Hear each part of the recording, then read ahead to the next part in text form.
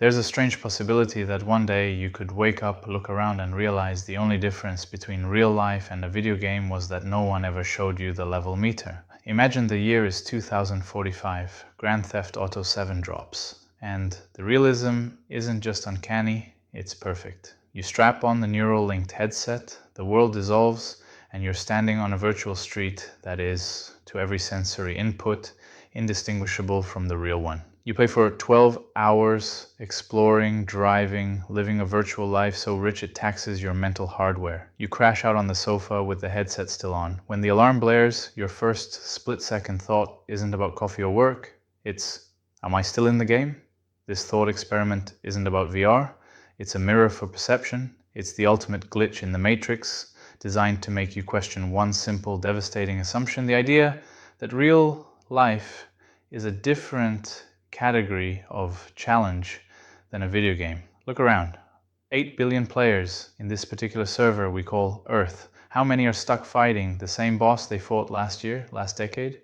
Their health bar hasn't moved. Their skill tree remains locked. Their inventory contains the same rusty sword they spawned with. That sentence sounds ridiculous, almost funny, because humans don't play games like that. We grind, we adapt, we search for exploits, we look up guides, we lower the difficulty if we have to, or raise it if we're bored. Even when a game is brutally hard, there's usually a sense that something will change if we keep engaging differently. Here's the thing about boss fights in games. They're designed to be beaten. The developers want you to progress. They need you to see the rest of the content they spent years creating. So they give you patterns to recognize, weaknesses to exploit, power-ups scattered around the arena. The boss that seemed impossible at level 5 becomes laughably easy at level 15. Games are built around movement. Forward motion is the unspoken rule.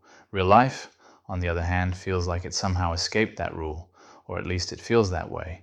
In games, being stuck is a temporary condition.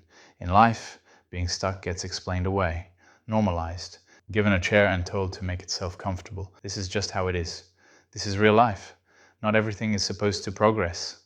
That sentence, this is real life, might be one of the most powerful spells humans ever invented, because the moment it's spoken, progress becomes optional, stagnation becomes acceptable, and the idea of levels quietly disappears. But imagine, just imagine, if real life were framed the same way a game is, not literally. No HUD floating in the sky, no dramatic music when you wake up, just a quiet shift in perception. Most people don't get stuck because life is inherently harder. They get stuck because they refuse to measure and define the levels. What if your diet had a level? To define is to perceive. A level 1 diet is only a prison if you convince yourself it's a permanent fate. Or worse, if you refuse to acknowledge the level number glaring back at you. That acknowledgement, that metric, is the spark. Is the moment the game over screen of stagnation is replaced by the flashing objective. Achieve level 2. To change your life, you don't need a miracle cure.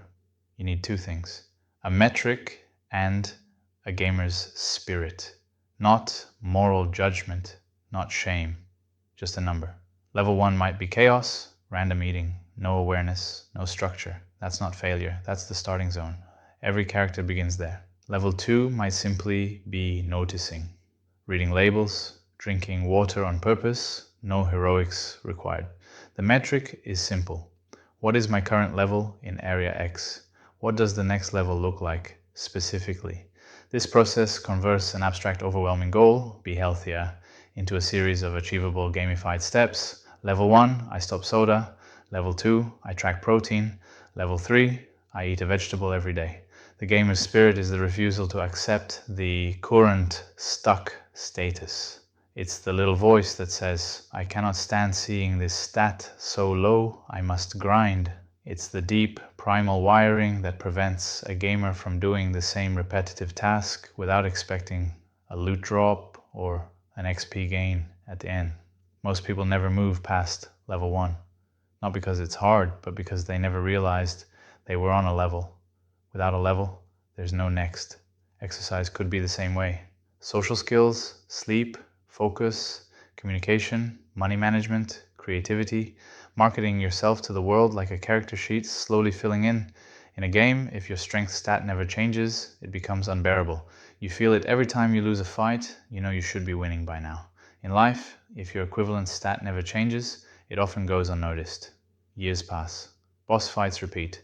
Same enemies, same dialogue, same outcomes. And because there's no visible progress bar, the brain assumes this must be how the map is designed. Consider how strange that would feel inside a game. Imagine telling a friend, yeah, I've been fighting this same enemy for a decade. It keeps beating me, but that's just how this game works. They'd look at you like something was wrong with the controller. Yet in real life, that sentence gets applause, sympathy, validation. Again, this isn't a claim about how things are. It's a possibility about how they could be interpreted. Because what if the difference between being stuck and leveling up isn't effort, intelligence, or luck, but framing? In games, you measure everything: damage per second, health, inventory space, time to completion. You define what progress looks like before you ever make it. In life, many people wait for progress to announce itself, to feel official, to arrive with a certificate. But games don't work that way. You decide the metric, then chase it.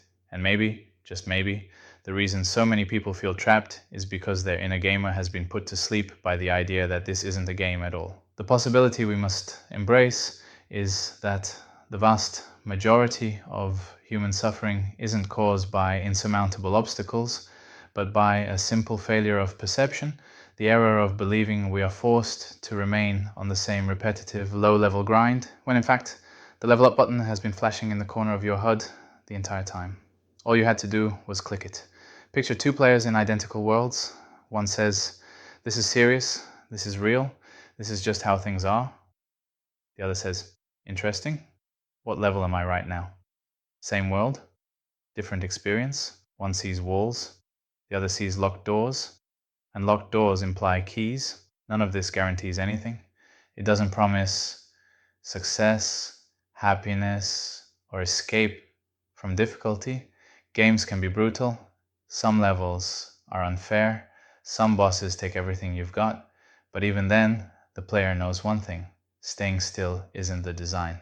So imagine a future where the lines blur even more, where simulations feel real, where reality feels simulated, where the distinction matters less than the mindset you bring into it. In that future, the biggest danger might not be losing yourself in a game, but forgetting that progression was ever an option. And maybe one day someone will wake up, headset on or off, it won't really matter, and feel that same flicker of uncertainty again. Not about where they are, but about why they've been standing in the same place for so long. And in that moment, they might look around for something they've never noticed before, a quiet space in the corner of their vision, patiently waiting to be filled.